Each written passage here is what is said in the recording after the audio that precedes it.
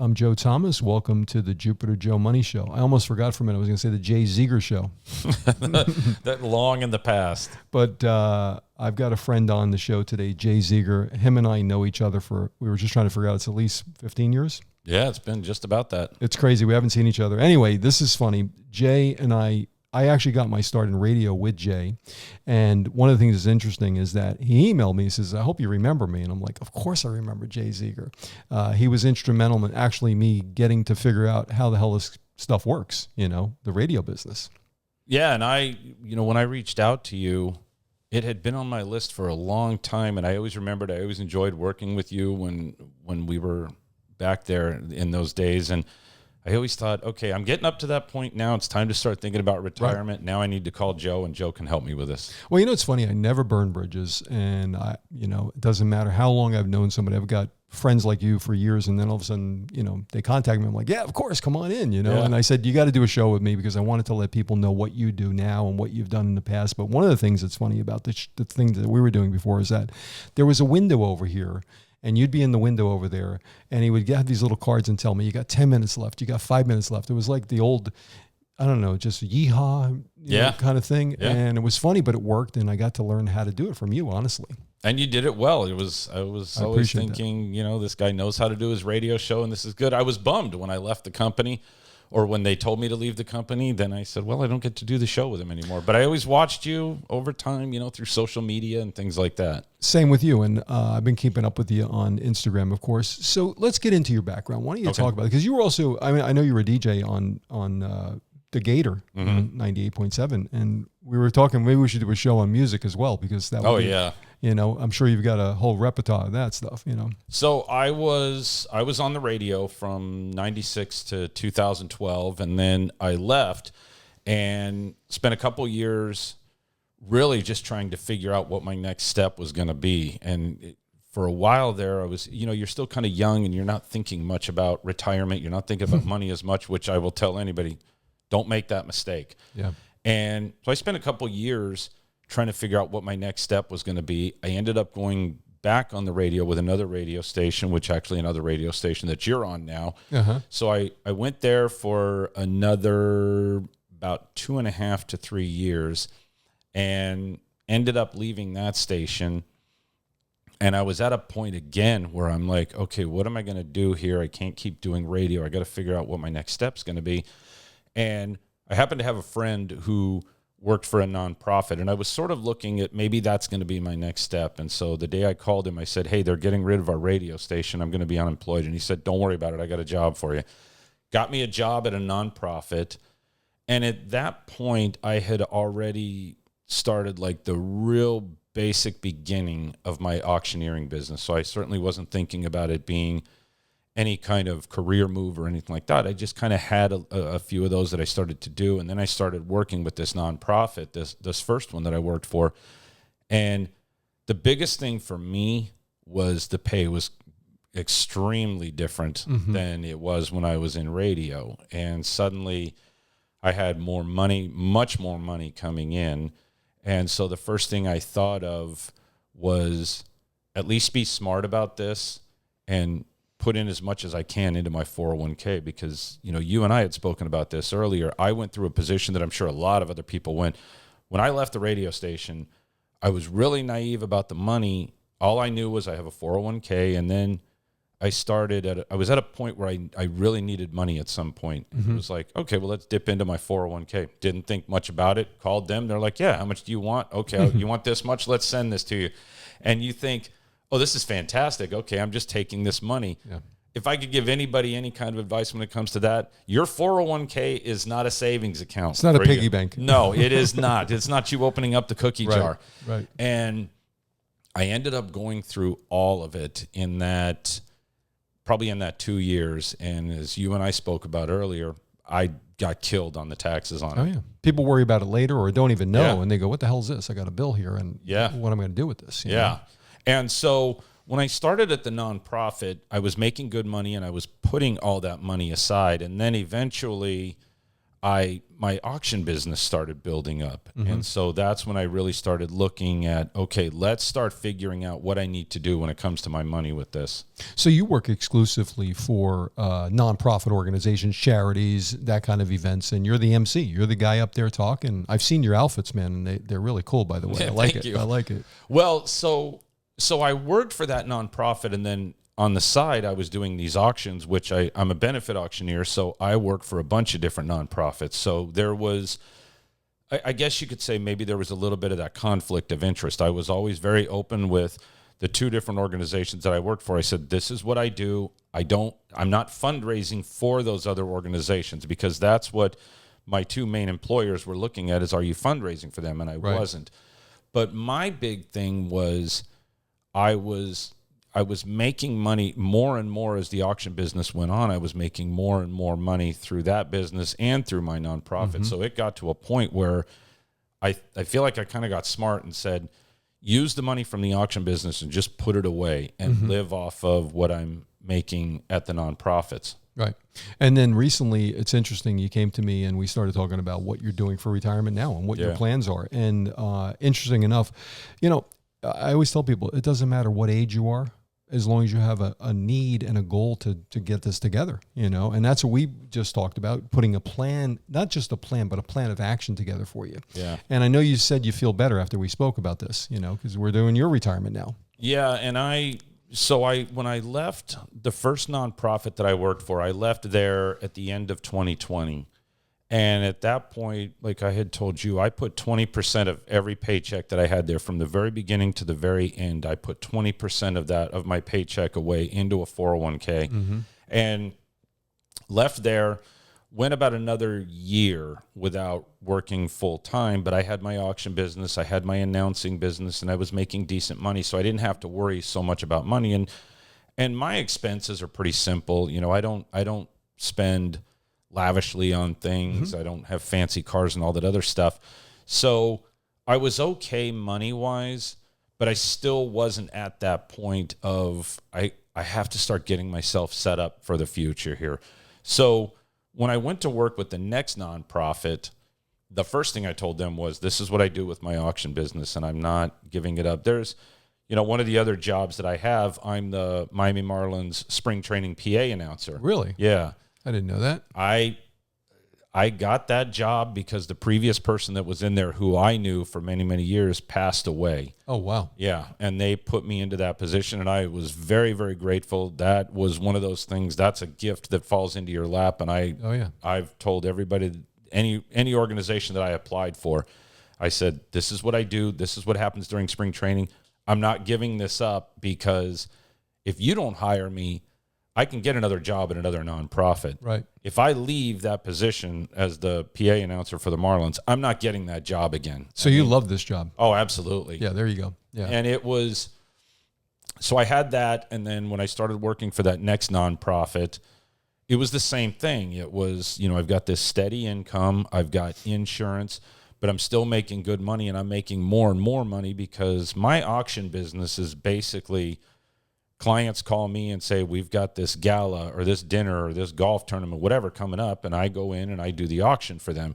So I started looking at that, like, now I can make even more and put even more into my savings from my auction business and still just live off of what I'm making at the nonprofit. Right. And so hopefully I got a little bit smarter with that, but I still didn't have that long-term plan set up. I still did not have that. Right. And that's kind of what we're doing now. We're kind of putting the pieces together. It's a puzzle, you know, this retirement stuff is a puzzle. And we were talking about taxes and how important write-offs are sometimes more important than even just having an income. You got the income stream, but now, okay, what are you doing with that money? Besides saving it, you're also getting a write-off on it. And that's the next level of this stuff, right? And that's kind of what I help clients with. And you've learned that today, right? Yeah. And like when you and I spoke earlier, I mean, I basically told you, I just did my taxes very simple. I did them myself. Right. I knew that I wasn't maybe getting the full write-offs that I could be getting. Right. And so after our conversation today, it made more sense of, okay, let's start looking at this differently. I need to invest a little bit more. as far as letting somebody do my taxes, let an expert tell me, here's where you can write this off. Because a lot of times I would say, well, I can't write this off. Like in my business, my clothes are important because it's my brand. Yeah. We know you can't write clothes off. I mean, I've done enough research with that, but, along the way, let an expert tell you, well, you can write this off, but you can't write this. I know how to find your way through here. So one of the things, I wrote the book, Retirement Know-It-All. Yes. We did that years and years ago. And one of the things about it is that, you don't know everything. You're really good at what you do, right? I'm really good at what I do. But some people out there think they can do both retirement planning and their day job. It doesn't work. I always say to people, what'd you do for a living? And they go, I was this, I was that. And I go, I can't do that, but this is what I do. And I was telling you off mic, we're in my office, I was saying, look, sometimes you've got to let somebody else help you along the way with what they know better than you do. Taxes, for example. For years, I can do my own taxes, but I have somebody else do them, Herman. Anybody who listens to the show know I always mention Herman. He's a great guy. He knows his stuff. And it's important that you meet people or seek out people that know more things than you know about what you're trying to do, whether it's a trust, whether it's taxes, whatever it is, right? And I think that's the secret to success for a lot of people, quite honestly. Yeah, and we know now, Herman now has a new client. So right. What got me to this point here was, like what we spoke about earlier, was I've got this savings account, and here I was looking at it very, very simple, and I'm sure I'm not the only one that does this. No. I was looking at this very simple of, at one point I had a goal, and that was to get my savings account to 6 figures. Mm-hmm. And I hit that, and then at that point it was, okay, let's just keep building on that. But what my thought process should have been, what's my retirement? And I would still look at what I have in my 401ks and things like that. But, realistically, I should have contacted you a year ago to start going over this stuff. I call it supersizing. When you go, to McDonald's, they say, do you want to supersize it? You get the big fries, the big drink. Well, that's what you're doing with us. We're supersizing your money. And what does that mean? Like I did a show last week called Dead Money, and money that's sitting there not earning any interest. Mm-hmm. And that's the problem. A lot of people, they're good savers and they're good at paying off bills, but they don't know how to go to the next level. And if you can supersize your money, and that's the secret sauce with what we do, it's a big difference. It's a game changer for people retiring. You have enough years where you want to retire. We can do a lot of things to make you reach those goals. And I always tell people, it's not even about interest you earn. It's about how to get there, how to make the plan work for you, how to get from point A to point B, how to turn your money into income. That's the next thing we're going to talk about, right? I showed you some numbers. You're like, that'd be nice. One of the other things I want to talk, because I'm going to go back to your background. You said you work for Mo and Sally. I didn't even know that. I was on Mo and Sally's show on Cool 105.5 for 5 years. I did the Gator. I worked with Kevin, Virginia, and Jason when they were at Wild 95.5. And I enjoyed my days in radio. Mm-hmm. For most people in the business, you switch out having fun and getting a lot of perks and everything for making the money. Yeah, money's not. People aren't driving Rolls Royces that do radio shows. Let's be honest, Yeah, and I told you one of the things that I learned when I left was I made more in my 401k in the 3 years that I was at that first nonprofit. I made more than I did in the 16 years that I was when I was on the radio, and it was just because I wasn't able to put away as much money as I want. We all know the rule of in your savings account, have 6 months savings. Right. For the average person, that's nearly impossible. Oh, yeah. And so that was my next step when I moved on and I started making more money is, okay, put more money in the 401k. But that's really about all I knew. Now, today, you and I were even talking about how we weren't expecting our first initial meeting to go as long and as deep as it did. Right. But now I'm glad because now I'm more open to it. Like I would always get those statements from my 401ks, and I would look at them and I would just be like, I don't know what I'm going to do with this. I'm pretty sure I'm not doing what I should be doing with it. Right. But now it's time to really figure out where do we want to start moving all these things around. Oh, yeah. And you get your statement, you go, what the hell is this? Yeah. Like we were talking about target dates and, different funds and indexes and blah, blah, blah. You really don't know. I'm not talking about you. I'm talking about even me. You look at this. I don't know what that index fund is they have there with whoever the company is. They're all different, I think for you, I like what you said, keeping it simple. And that's what you've done. And, you built up back again. I always tell people, look, everybody's got a story, and I want to know your story about your money. It's important. You see, and I listened to you probably for half an hour, learning about what your goals are, what you think the money's going to do for you, and what you want it to do. And that's what's important. You got to have somebody that listens. We talked about this. I can push some buttons like these guys on PGA Boulevard, and you're in the market. Okay, great. Now what? You need a plan. You need a plan of action. How do I reach your goals? You have significant goals, right? You want to leave some money to charity, whoever you want to leave it to. There is things you have to do to get there. It's not just real simple. And some of those things need to be addressed. Yeah. And as far as what my story is, I had gotten to a point where I will tell you, I remember when it was February of 2014. I had been gone from the radio station for a couple of years, and I was like really looking, what's my next step going to be? And there was a moment, I remember this. I was sitting on my bed in my house, and I'm thinking, I have no money, no prospects, and no job. Mm-hmm. And, your mind just starts to really play with it and just go, geez, what am I going to do here? And I sat there and I thought, I've got one of two choices here. I could either stop wallowing in my pity here and start moving forward and doing something, or you're going to shrivel up. And I said, I'm not going to do this. I'm going to start working. And I did jobs. I remember one time I worked for a party company. I dealt poker at a party. I don't know how to deal poker. I literally do not know how to deal poker. That's funny. But I told them I did. Yeah. So I went to this party and pretty quickly, it was a loose party and they knew that I didn't. So they kind of helped me, but I did anything I had to do to make money. And as far as what my story goes, the next step, probably the biggest investment I ever made in my career, in this second half of my career, when I was told by somebody, if you get licensed to be an auctioneer, which legally you have to be, Florida's a regulated state, so you have to be licensed. Yeah. And he said, if you get licensed, you can come and work for me. And I didn't realize you had to be licensed. I didn't know where. So I started Googling, where do I go get licensed? And I ended up going to the Florida Auctioneer Academy. It was in Claremont, Florida. I can tell you, it's no longer there, but in Claremont, Florida, there's a 7-Eleven, a donut shop, and an auctioneer academy. That's it. That's fun. Yeah, that's it. But I knew what it was going to cost me to go there. I was going to lose work I had to go away for 10 days. So I was going to lose 2 weeks worth of work, which I could not afford. But I got really resourceful, legally, by the way. I got really resourceful, and I said, if I'm going to do this, I need to do this the right way. And I went for those 2 weeks, ended up getting my certificate for there, and then the next step is taking the state test. So I studied harder for that state test than I had ever studied for anything in my life. And a funny quick story about it. So when you go take this test, you go into this room, and it's everybody that wants to get, like, whether you're a funeral home director, which I have a great story about that, funeral home director, auctioneer, whatever you're going to be.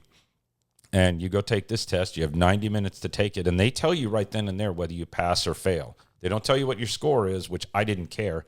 So I walk out of this room, and the guy says, you passed. And I said, oh, I didn't know we found out about that right away. He said, I'm not going to tell you the score, but you passed. And I said, has anybody ever not passed this thing? And he said, this guy came in one time to be a funeral home director, went for the test, didn't pass. And when he comes back out in the lobby, they told him you didn't pass. And they said he just fell backwards right there and passed out right there in the lobby.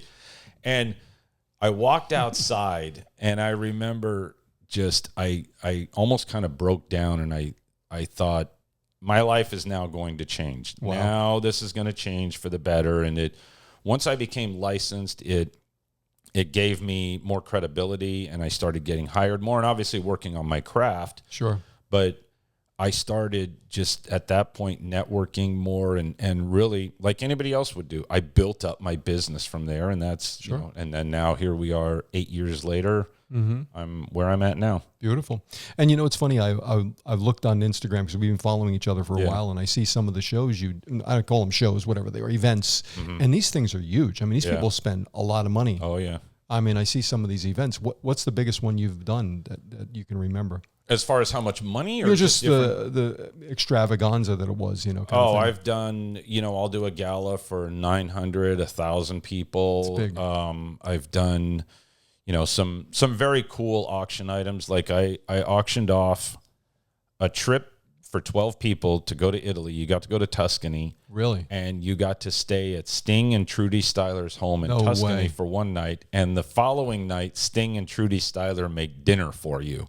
What? Yeah. And, things like that. What'd that go for? I'm just curious. I sold it twice at $85,000 each. Wow. Yeah. And I've auctioned off cars, not like what you see at like a Barrett Jackson or something like that, but like at a gala, we'll have a car that we auction off. The crazy one, and parents will know this, your own parking spot at a school where you get to bypass the line. I'm not a parent, but this looks like one of the worst things to have to deal with. Yeah. I've sold that for as high as $50,000 for your own parking spot for a year. Might be worth it, I guess. Yeah. So it's a fun business, and I've been very, very lucky. Really, from the time, even before I got into radio, for a year and a half before there, I was an announcer at Miami High Life. So this has kind of been my life, and I've been lucky that I've had jobs that I've really, really liked. And at this point, my life is great right now. I'm enjoying everything. That's wonderful. And it's interesting too. I always tell people, we talk about, look, bad stuff happens to people. It's good people sometimes, and you either lay down or roll up in a ball, like you're saying, or you get up and you shake it off, dust it off, and you move forward. Everybody goes through this stuff, Finances specifically, sometimes it's up and down, man, and you just got to keep going. That's all it is, Well, and going back to that time that I told you in 2014, once I started making more money and I started where money was really rolling in regularly, at that point, my main goal was, I just said, I am never going to be broke again. I'm going to do whatever I have, because I was at those points where you're taking all of your money out of your console and you're rolling it into the coins and you're taking it to the bank, and then you're going and buying dinner, and that's dinner for the week. I've literally been through that. So when I got through that, I said, no more. Never again. I'm going to make sure that I am set where I'm never broke again. Dave Ramsey, I've listened to Dave Ramsey for probably 20 years on the radio down here. And I used to drive up to appointments years ago, all over South Florida, and I would listen to him all the time. And the biggest thing he would say is, you got to be sick and tired of being sick and tired. Yeah. And it's the same thing with this financial stuff. You got to really just take account of what you have, look at it. I just gave you all the secrets to my success and what I do. And, my daughter the other day was asking me about how to become a millionaire. And I said, number one, get out of debt. Now you've done that, and that's the key. And then what do you do with this money that's sitting there that you've been accumulating? Now you got to put it to work, and that's kind of the reason I had you on the show today, was talk about that. Not everybody's making millions of dollars, and not everybody has $1 million saved, whatever it is, whether it's 100,000, 500,000, 10 million, whatever the number is, everybody's got the same problems and issues, and it's just looking at things differently than you're doing, right? Yeah. And I think one of the keys there is, like, I'm not a gambler with my money, but I think if you don't know it, if you're in the same position as me where you don't know this whole thing, the next mindset should be, don't just think about, well, I've got money in a savings account. Now it's, how can my money start working for me without me having to take those risks? I'm not a stock market person or anything, so I need somebody to tell me, here's how we can make your money work. Because you know how naive I was when I came in here. I was just like, hey, I've got this amount of money in my savings account. I'm good. And now it turns out it's like, well, no, now we need to take that next step and take that money that you're doing, and we need to build it up. Because you go online and I look at my retirement, it says my retirement portfolio, and it says, it's sunny. And I'm thinking, are you out of your mind? I'm 57 years old. My retirement outlook is not sunny right now. And I always tell people, look, a lot of people, some women get not upset. Nobody gets upset, but some people, women, I find sometimes I have to ask them their age, and sometimes it's not a great question to ask, and I start off with that, my age. But a lot of this stuff is age-based. And we find, look, you're a lot smarter guy now, and so am I, than when we were 30 years of age, right? And that's why you've got to take into account. And one of the reasons I had you on was to talk about these exact things. And I really, number one, Jay, I thank you for everything you've done for me. And you may not, that short time we've done business together with the radio helped me tremendously, and I thank you very much. And hopefully I can help you the same way. Well, I appreciate that, and now it's my turn to thank you for what you did. I mean, you opened my eyes today to this. I feel much better walking out of here now, knowing that I'm not looking at something like, well, we're going to take some risks and hope for the best. Now it's, no, this is a very, very smart move to do what I'm doing. So I thank you for that, for guiding me in the right direction. No, I appreciate it very much. And we're going to do another show. I think there's more information about you that I want to know, and I think the public wants to know and he wants to hear. So we're going to do another show, maybe in a week or so. Okay. Thank you so much for listening. Thank you, people, for listening, and I appreciate listening to the Jupiter Joe Money Show.